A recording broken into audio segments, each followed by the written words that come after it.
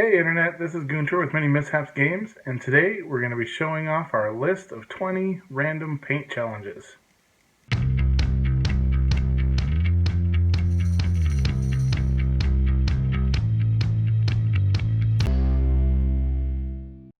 Alright, so you have probably seen tons of videos with paint challenges. We've made up a list of 20 challenges that we have enjoyed seeing videos on. This is largely in thanks to creators like Goobertown Hobbies, especially. Check out that channel if you want paint challenges from a painter that is really awesome at painting. That's a good place to go. This will all be crash testing that I'm doing because I'm not a professional painter by any measure, but it's going to be fun and it's going to be weird.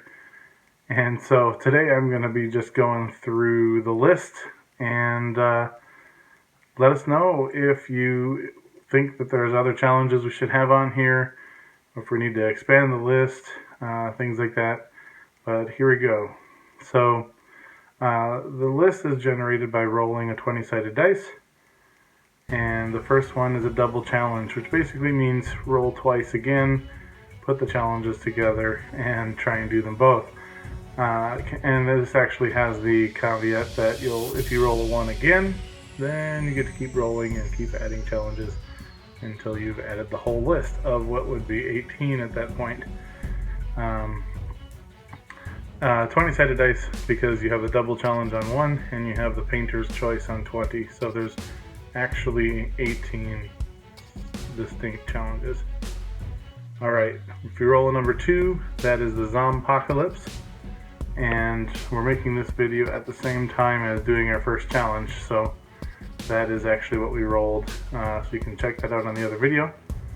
But that means if you roll a 2 that you're painting the mini as an undead or necromancy, horror, some kind of theme like that. Next up, if you roll a 3, this is a reverse twin challenge.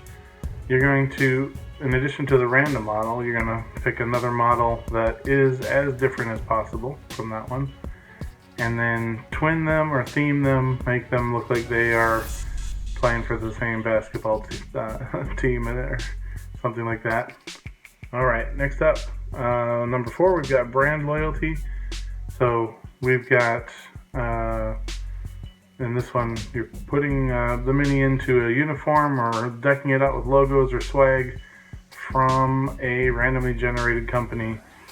Next up, number 5 is cosplay. So this is, you're going to make up a mini as if they were going to go to a convention as an iconic hero, movie character, comic book character, their favorite nerd cosplay. So I imagine having some adventurer that is decked out like Darth Vader or Superman or something like that. Alright, number 6. We have got our Kitbash. So building a mini from other minis parts. Franken mini is what we're going for here. So gluing together several different pieces to make one uniform mini. Alright, number 7 is our base and or scene. So this is, we're trying to make the story apparent. So for this one we're trying to tell a story with the basing, and depending on what the mini is and how crazy you feel, this could be a diorama, or it could just be as simple as putting something unique on the base or painting it a certain way. Number 8. This is the lighting challenge, and this is to try to change the direction that the light is coming. So either object source or spotlight or glow in the dark, some kind of light change, so that it's not just sort of a no light or overhead light mini. Number 9, we've got our two-tone challenge. This is you can use 2 color ranges. So if it's anything that could be a purple, you can use all the purples. Anything that could be an orange, all the oranges. I am not at the skill level yet, like the folks over at the actual painter channel, just to roll the colors and be confined that way. So you can pick your own 2 colors, but you only get 2. Alright, number 10. So, no paintbrushes. Now, I keep referencing the same couple of channels, but a couple of finger painting videos went through, and that's another thing I don't know that I'd be able to do anything with except just making the mini all one color. So, pretty much, but you can use any other kind of brush that isn't a paintbrush, or any other tool, and you can use your fingers or anything else that's not a paintbrush. Number 11, this is a kid's drawing. Now I have a 4-year-old, so I have an abundance of kids' drawings that I could reference. But if you don't have that, and you are trying these challenges, any doodle or drawing from a kid on the internet would also be fine. Trying to make your miniature look like that drawing brought to life. Alright, number 12. This is one of the ones that's super scary to me because